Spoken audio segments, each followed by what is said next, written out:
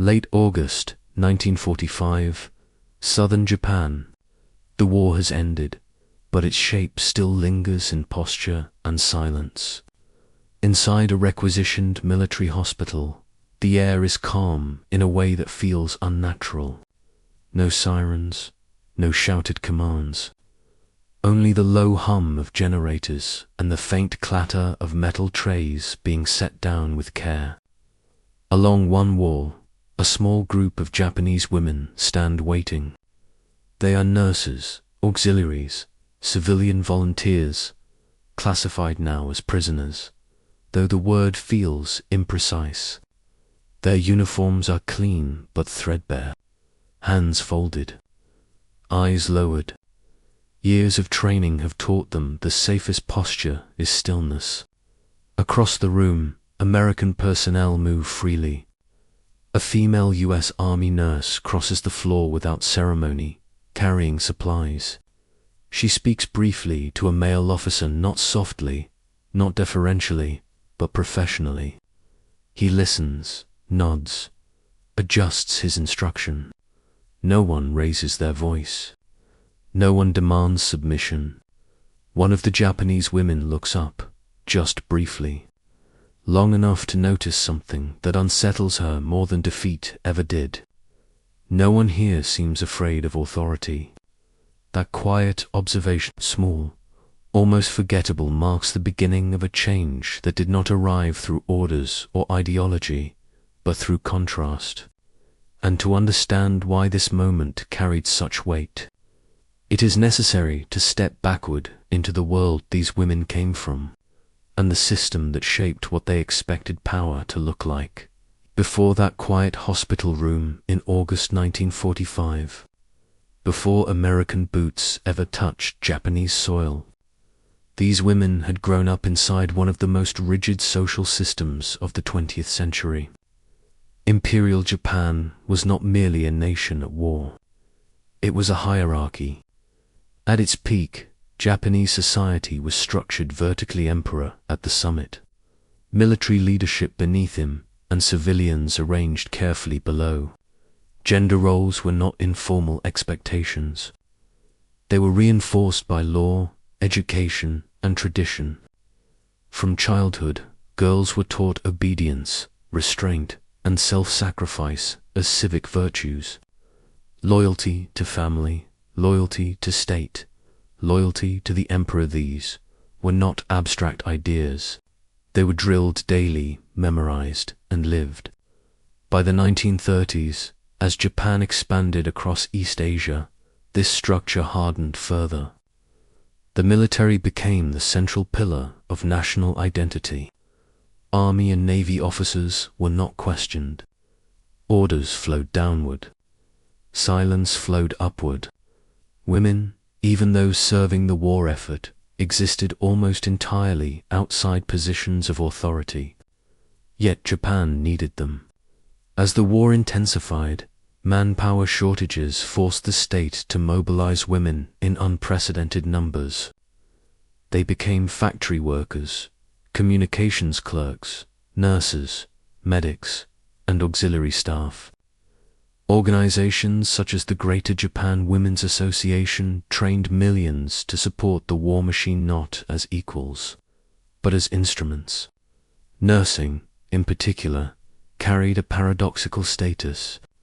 Japanese military nurses were respected for their endurance and discipline, but they were still bound by strict rules. They deferred to male doctors and officers without exception. Speaking out of turn was unthinkable. Questioning decisions, even medical ones, was dangerous. Their duty was not advocacy. It was obedience. This culture extended into captivity. When American forces advanced across the Pacific Guadalcanal, Saipan, Iwo Jima, Okinawa, Japanese women found themselves increasingly close to the front lines. Some were evacuated. Many were not. By 1945, thousands of female medical workers and auxiliaries were captured during the collapse of Japanese defenses, particularly during the Battle of Okinawa. Okinawa, fought from April to June 1945, was unlike anything Japan had experienced before. It was not a distant battlefield. It was home territory. Civilians were trapped between advancing American forces and Japanese units ordered never to surrender. Women and girls were coerced into service.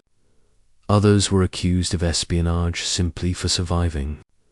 By the time organized resistance collapsed, the island was shattered. Over 100,000 civilians were dead. Among the survivors were women who had lived their entire lives under military authority, now suddenly under the control of the enemy. American policy toward prisoners was shaped by a very different tradition. The United States, bound by the Geneva Conventions, officially classified captured personnel as prisoners of war or civilian internees. In practice, conditions varied widely across theaters, but by mid-1945, U.S. command in the Pacific was increasingly focused on stabilization rather than punishment. This was not altruism alone. American planners understood that Japan's surrender would require cooperation, not terror. Psychological warfare units had already studied Japanese culture in detail. Reports emphasized honor, shame, and hierarchy as key factors shaping behavior. U.S. commanders were instructed to avoid unnecessary humiliation, especially of civilians. Still, for Japanese women entering American-controlled facilities, expectations were grim. They anticipated harsh discipline, physical punishment, constant surveillance, male dominance enforced through fear. That was the model they knew because it was the model they themselves had served under. What they encountered instead was not kindness in the sentimental sense but something more destabilizing. Procedure. American camps and hospitals operated on rules, not personalities. Rank existed, but it was regulated. Abuse was discouraged not because of moral philosophy, but because it disrupted efficiency. And perhaps most striking of all, women occupied authority within that system. Female U.S. Army nurses held commissions. They issued instructions. They corrected male subordinates. They spoke openly in the presence of officers. Two Japanese prisoners watching from the margins. This behavior did not register immediately as equality. There was no word for it in their experience. What they saw was disordermen listening instead of commanding, women speaking without permission, authority exercised without intimidation. And that quiet confusion would only deepen as occupation replaced warfare and contact became daily rather than incidental. Because the shock was not limited to what Americans did to Japanese women, but to what Americans allowed women to be. By September 1945, Japan was no longer a battlefield. It was an occupied nation. American forces arrived not as conquerors, marching through burning cities, but as administrators tasked with managing the collapse of an empire. Under the authority of General Douglas MacArthur, the supreme commander for the Allied powers, the occupation was designed to be firm, controlled, and above all transformative for Japanese women. The transformation began quietly. Occupation headquarters issued orders that reshaped daily life almost immediately. Food distribution centers were established. Hospitals were reorganized. Civilian shelters were catalogued. And in each of these systems, American women were visible, not hidden in support roles, but present as officers, nurses, clerks, translators, and administrators. This visibility mattered. In Japanese institutions, women had rarely been allowed to issue directives to men. Authority flowed one way. Even educated women teachers, nurses, bureaucrats operated under male supervision. But in American-run facilities, rank insignia determined authority, not gender. A lieutenant was a lieutenant. A captain was a captain.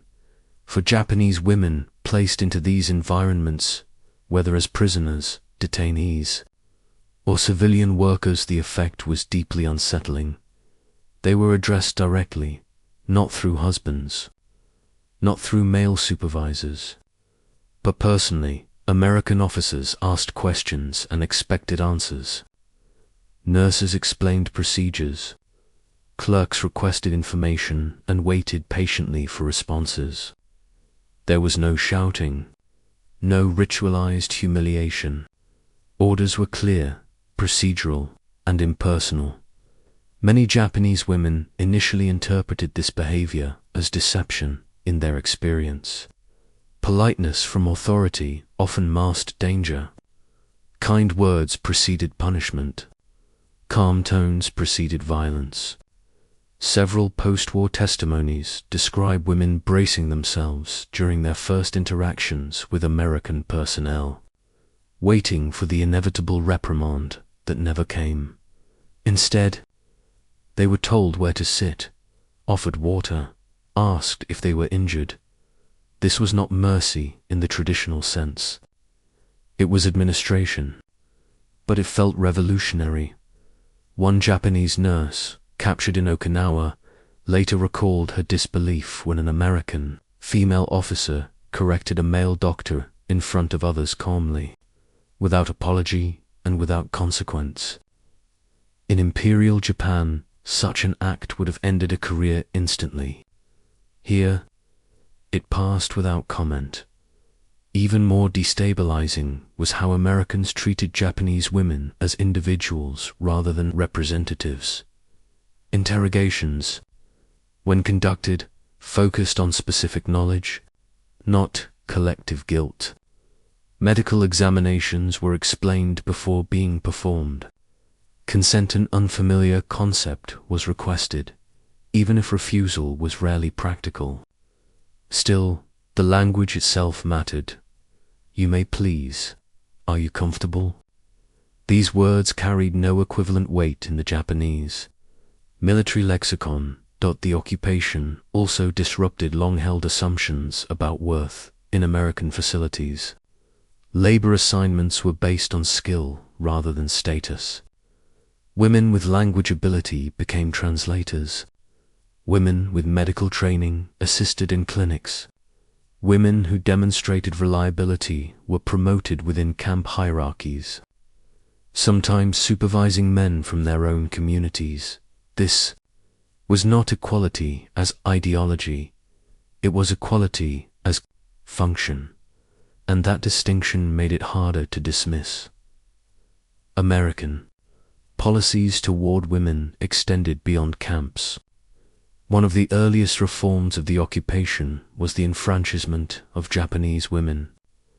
In December 1945, Japan's new election law granted women the right to vote for the first time. In April 1946, millions did. For women who had lived under legal and cultural silence, this change was incomprehensible in scale. But for prisoners and detainees who had already experienced daily practical equality under American authority, the reform felt like confirmation rather than contradiction. The system they had witnessed was now reshaping their country. Yet this experience was not uniform. Not all American personnel behaved ideally. Cultural misunderstandings were common.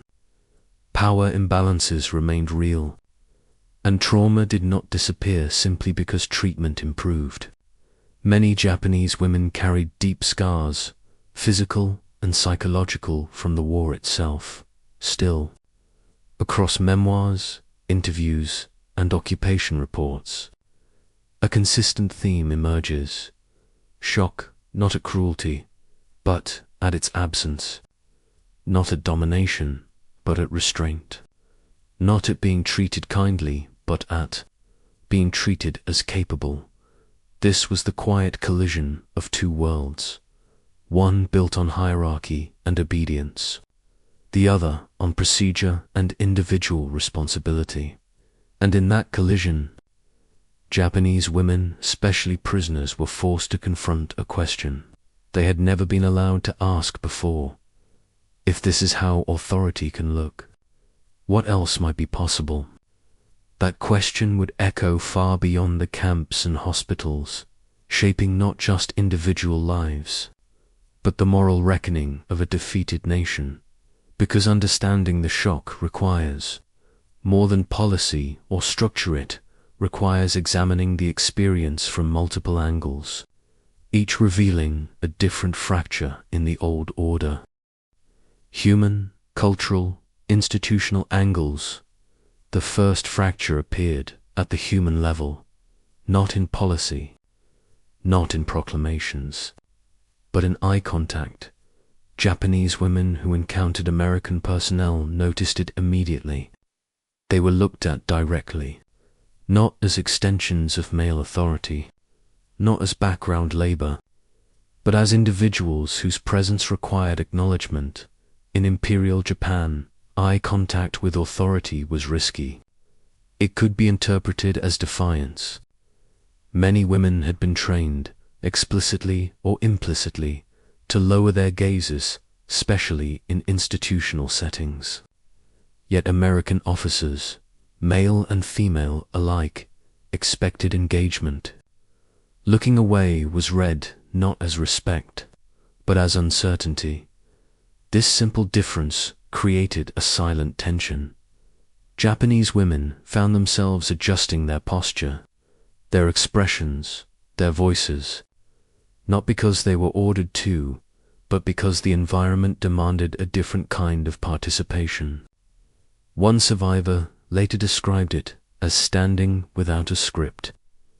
That absence of a script was unsettling. The second angle emerged through gender itself. In Japanese wartime ideology, women were defined by function, supporters, caregivers, reproducers of the nation.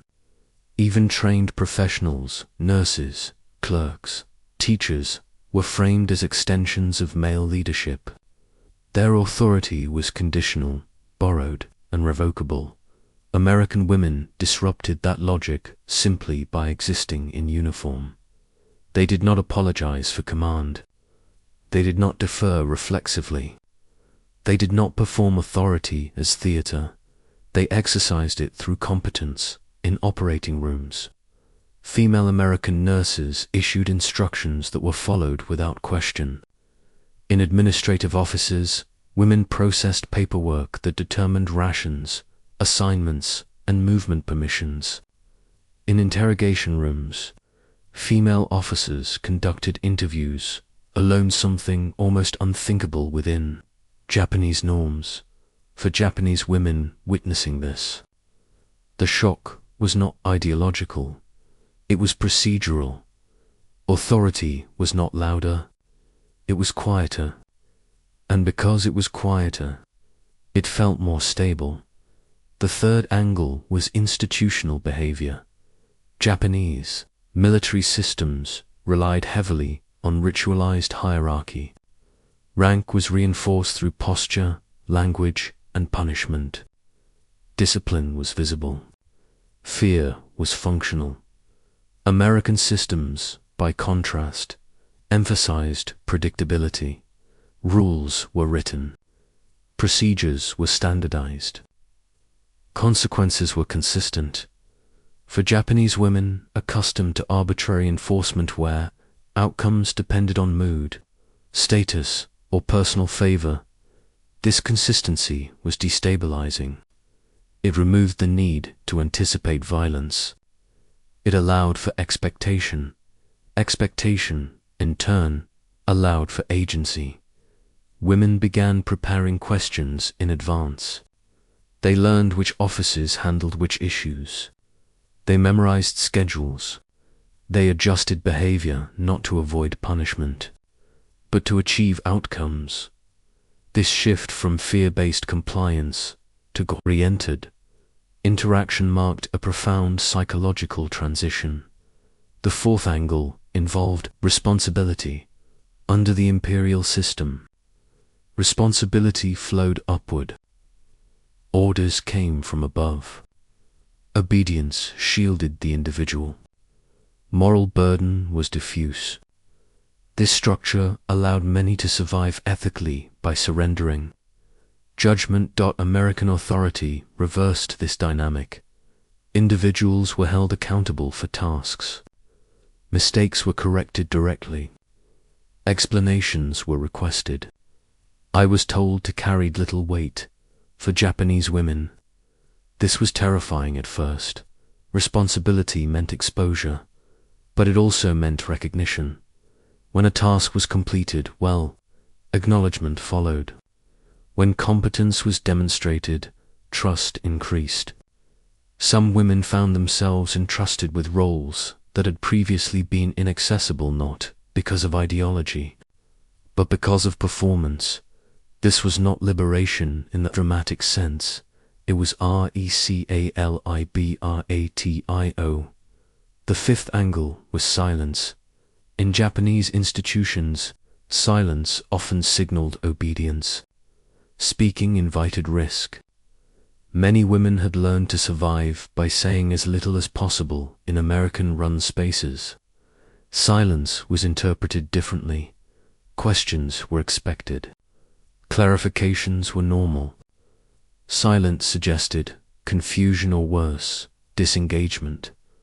Japanese women were gently but persistently prompted to speak. At first hesitantly, then with growing confidence. Over time, some began offering suggestions, corrections, even disagreements. None of this was framed as rebellion. It was framed as participation. That distinction mattered, because participation does not dismantle systems. Overnight, it alters them from within. By the time many Japanese women left occupation facilities, returning home, or entering new forms of work, they carried something intangible with them.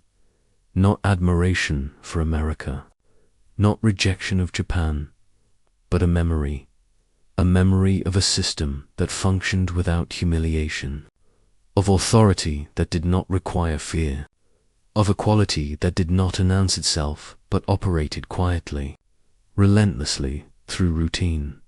And that memory would collide, again and again, with the realities awaiting them, beyond the wire.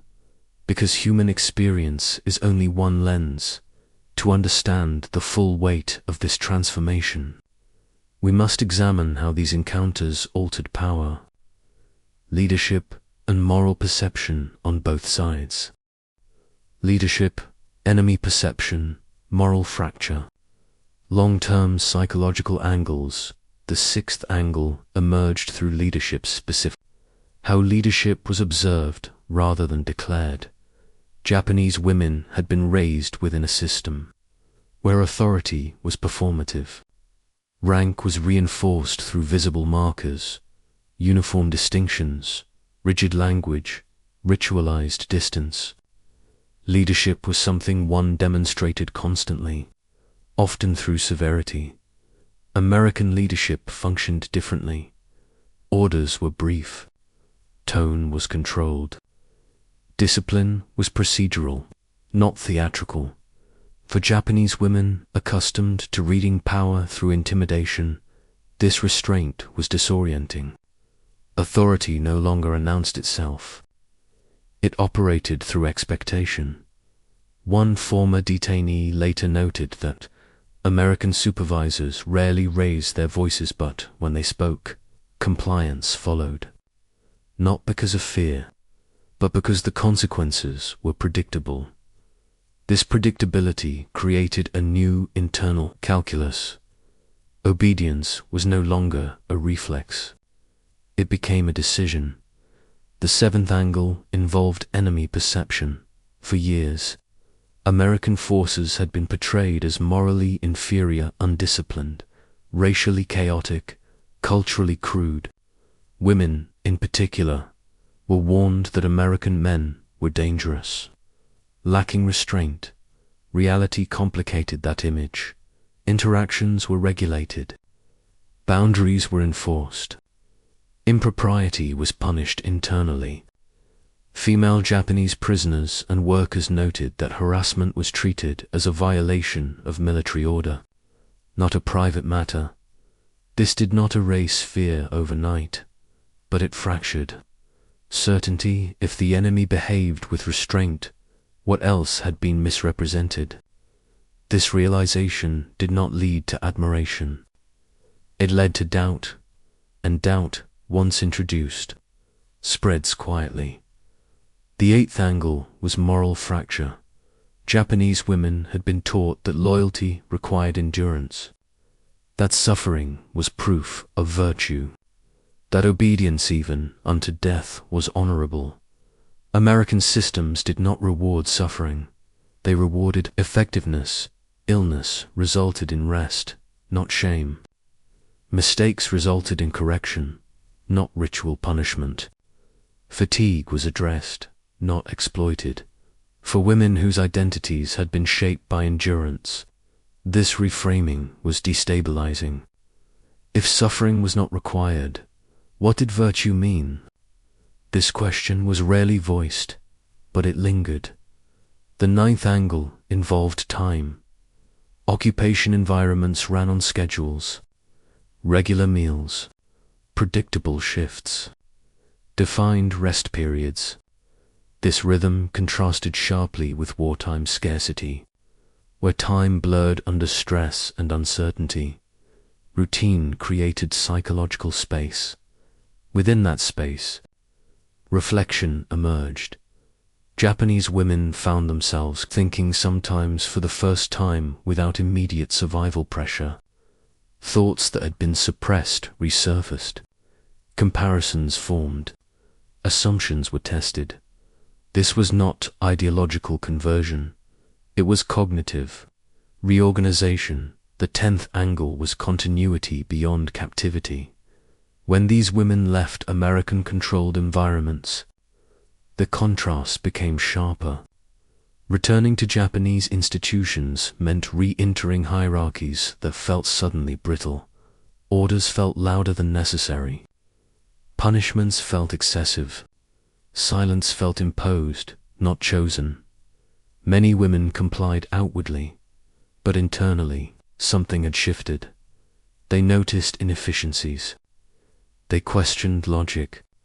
They distinguished authority from competence. This distinction would matter long. After uniforms changed, the final angle was transmission. Most of these women never wrote memoirs. Their experiences were not foregrounded in post-war narratives. Shame, cultural restraint, and political priorities ensured silence. But silence does not erase influence. It redirects it. These women became teachers, nurses, clerks, mothers. They trained others. They modeled behavior. They enforced rules differently. They corrected without humiliation. They expected explanation, small choices, repeated quietly. Over time, these choices accumulated, not into revolution, but into adjustment.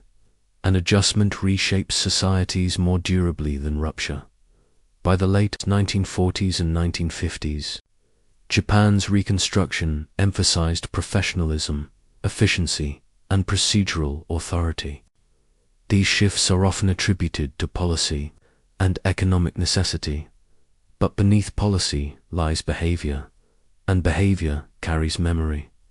The American occupation did not liberate Japanese women in the dramatic sense. That narrative oversimplifies and distorts. What it did was expose an alternative, an exposure. Once experienced, cannot be fully undone, because when authority is observed without cruelty, cruelty loses its justification.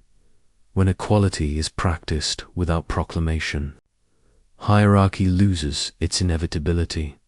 And when responsibility is shared, obedience is no longer enough.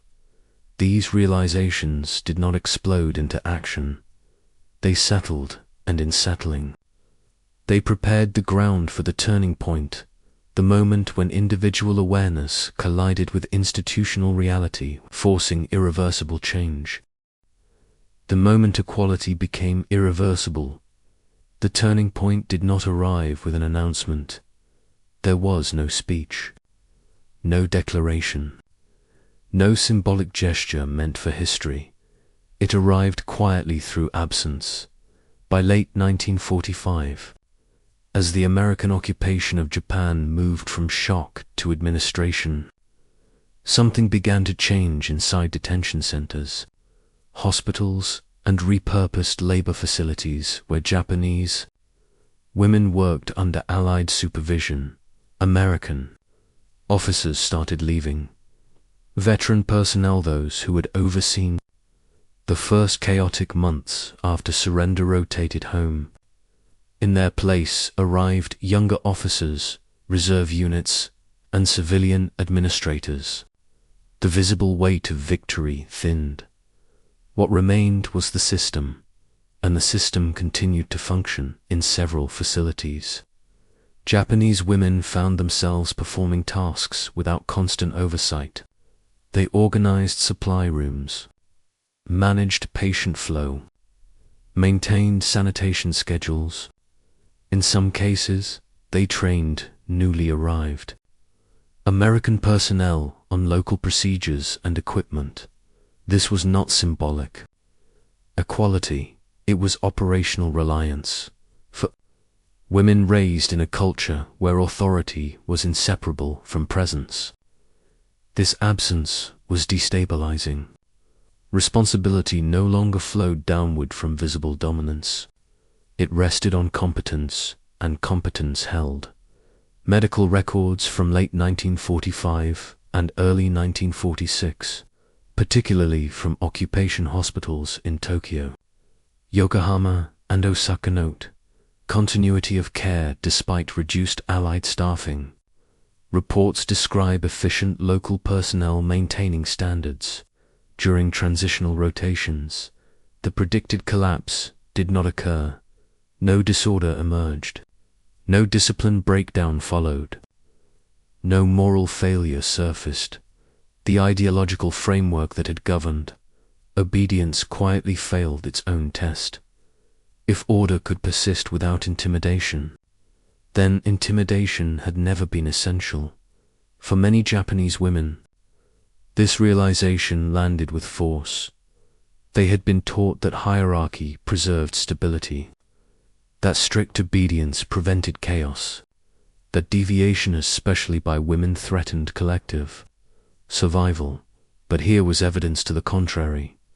Authority could be procedural. Responsibility could be shared. Order could exist without fear. This moment did not feel triumphant. It felt dangerous, because it removed the final refuge of justification during the war. Obedience had offered psychological shelter. Decisions were someone else's burden. Responsibility dissolved upward. Survival depended on compliance. Now, with responsibility present and authority restrained, that shelter vanished. Several women later described this period as the most psychologically exhausting, not because of hardship, but because of clarity.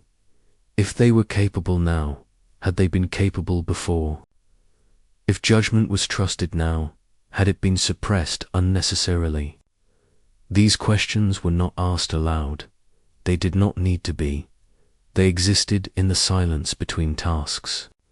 In the moments when decisions were made and held without punishment, without praise, but with consequence. The climax deepened when American oversight formally loosened by early 1946. Occupation directives increasingly emphasized normalization. Facilities were instructed to prepare for handover. Japanese administrative structures were reintroduced under supervision. This transition tested the internal changes that had taken root. In some cases, Japanese male administrators attempted to reassert pre-war hierarchies immediately. Orders grew louder. ritual returned. Deference was expected, but something no longer aligned. Women who had operated under procedural authority recognized the difference instantly. Not as ideology, but as inefficiency. They complied, but compliance was no longer belief. This distinction mattered because systems endure not through obedience alone, but through internal acceptance. And that acceptance had fractured. The climax, then, was not a confrontation between occupier and occupied. It was a collision between two models of authority, one experienced, one remembered, and only one had been tested under pressure and held. The most decisive evidence came through outcomes. Despite reduced oversight, patient survival rates remained stable. Supply losses did not spike. Workflow continued. American reports acknowledged this indirectly, often noting local personnel adaptation without commentary. But adaptation is not neutral. It signals transformation. For Japanese women, this period marked the irreversible point, not because equality had been granted, but because it had been practiced. Once practiced, it could not be unseen. The system had functioned. The responsibility had held. The fear had proven unnecessary. That knowledge did not demand rebellion. It demanded recalibration. And recalibration, once begun, does not stop when authority returns. Because authority, once stripped of inevitability, becomes conditional. As American structures prepared to withdraw further, the question was no longer whether Japanese women could function as equals. They already had. The question was what would happen when the old system tried to reassert itself, farmed with habit, but stripped of credibility. That answer would unfold not in policy documents or proclamations, but in the aftermath. When the old order failed its final test, the second half of the turning point unfolded without resistance. There were no protests, no refusals, no visible rupture. Instead, the change revealed itself through endurance. As 1946 progressed, American occupation policy shifted decisively toward restoration of Japanese self-administration. Facilities that had operated under Allied supervision began formal handover processes. Organizational charts were redrawn. Japanese leadership returned to visible authority positions. On paper, the hierarchy was restored. In practice, it was no longer intact. Japanese women who had functioned under procedural authority now operated within symbolic authority again. Orders were issued with familiar rigidity. Gender expectations resurfaced quickly. Deference was assumed rather than earned, but something fundamental had changed. Compliance remained, but interpretation had not. Tasks were executed accurately. Standards were maintained, but internal alignment was gone.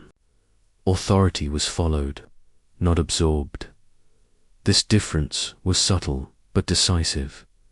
In institutions where women had been exposed to American operational equality, inefficiencies became visible immediately. Redundant rituals slowed workflow. Orders lacking procedural clarity created hesitation. Decisions driven by status, rather than outcome, disrupted care. These disruptions did not provoke challenge. They provoked quiet. Correction women adapted workflows discreetly.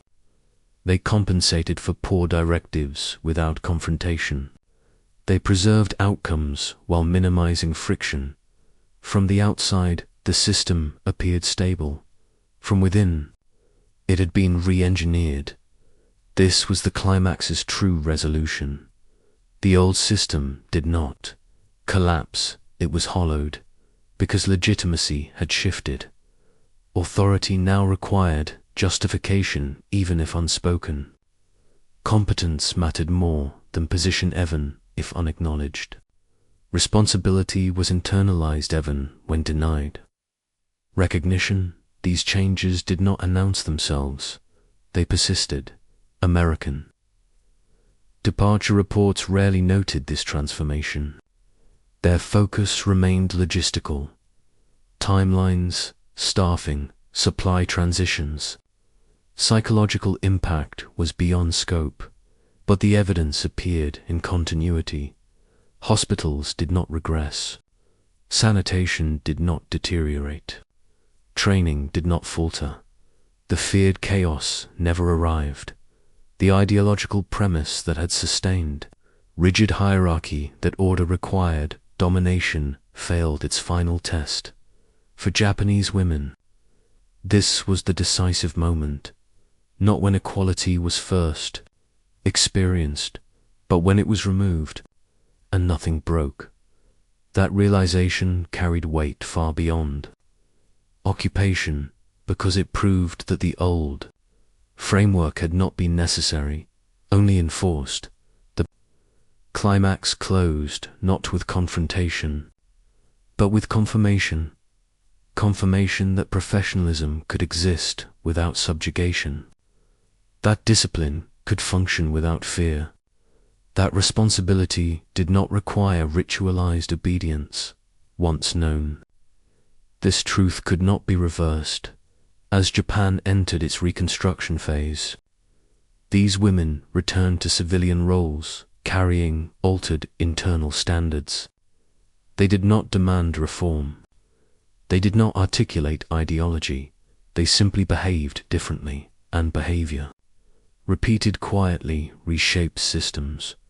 The war had ended months earlier, but for these women, the deepest transformation occurred after the guns fell silent, when equality was practiced, withdrawn, and proven unnecessary to sustain order. That knowledge became permanent. What followed was not revolution, it was aftermath, a long, uneven negotiation between memory and structure, and it would define the years that followed. Quiet transmission and structural echoes, years passed. The influence of occupation-era experience did not fade. It migrated. Japanese medical institutions rebuilt cautiously. Training manuals were revised. International exchange resumed slowly. Official reform focused on regulation, equipment, and compliance with emerging global standards. But beneath formal change, something less visible persisted. Behavior. The women who had worked alongside American personnel did not describe their experiences openly. There were no lectures on equality, no ideological framing, no public comparison between systems. Instead, experience expressed itself through practice, through how senior nurses trained juniors, through how errors were addressed privately rather than publicly, through how questions were tolerated, sometimes quietly encouraged, when framed as concern for outcome rather than challenge to authority. Younger nurses noticed these differences without naming them. Some supervisors explained procedures carefully. Others expected initiative during emergencies. Some corrected mistakes without shame. Some allowed brief discussion before execution. These were not American methods imposed wholesale. They were adaptations filtered through Japanese professional culture, and because they did not announce themselves, they endured. This quiet transmission mattered. Post-war Japan faced an international reckoning over wartime medical ethics. Trust had to be rebuilt not only through policy, but through daily conduct. Hospitals needed to function under scrutiny. Care needed to be demonstrably humane, professional, and accountable. The nurses who had experienced shared responsibility under occupation were uniquely positioned for this transition. They understood procedural authority. They understood accountability without humiliation. They understood that competence could exist without dominance. As staffing shortages persisted into the 1950s, women assumed greater operational responsibility by necessity. Emergency wards, triage desks, and training units increasingly depended on experienced female staff. In these spaces, exposure mattered. Those who had witnessed alternative authority models adapted quickly to expanded responsibility. They were comfortable acting without constant oversight. They understood documentation. They understood communication under pressure. They did not challenge hierarchy openly. They rendered it functional. The impact was subtle but measurable by the mid-1950s. Japanese nursing education placed increased emphasis on standardized procedure, patient observation, and interdisciplinary communication. These shifts were explained as modernization aligned with global medical norms. But modernization is not abstract. It is enacted by people, and many of the people enacting it had been shaped quietly during occupation. The most profound aftermath unfolded internally. For many of these women, the experience permanently altered how morality under authority was understood. Obedience was no longer sufficient justification. Silence was no longer neutral. Responsibility could not be displaced entirely. This did not produce confrontation. It produced caution, a pause before compliance, a private evaluation of instruction, a recognition that professionalism carried ethical weight, independent of hierarchy. These shifts did not appear in official archives. They appeared in patterns, in how authority softened over time, in how nursing autonomy expanded gradually rather than abruptly, in how ethical review and patient-centered care gained traction decades later. History often credits policy for such change, but policy rarely functions without cultural readiness. That readiness had been cultivated quietly under pressure, without ideology, inside wards that once held prisoners of war and wounded, civilians alike. The American personnel who supervised these women returned home. Their reports focused on efficiency, staffing, and logistics. The psychological impact of shared responsibility went largely unrecorded. The Japanese women returned to ordinary life and carried altered expectations with them, because war does not only destroy, it exposes, and exposure, once experienced, cannot be undone. The aftermath did not resolve in triumph or tragedy. It settled, and in settling, it prepared the ground for reflection about authority, dignity, and the quiet ways power reshapes identity when stripped of fear. Quiet authority and the boundaries of the possible wars are remembered for their violence, for battles won or lost, for flags raised or lowered, for destruction that leaves visible scars. But their most lasting consequences are often quieter. They occur far from front lines, far from speeches and treaties, in rooms where survival replaces ideology and necessity strips power to its essentials.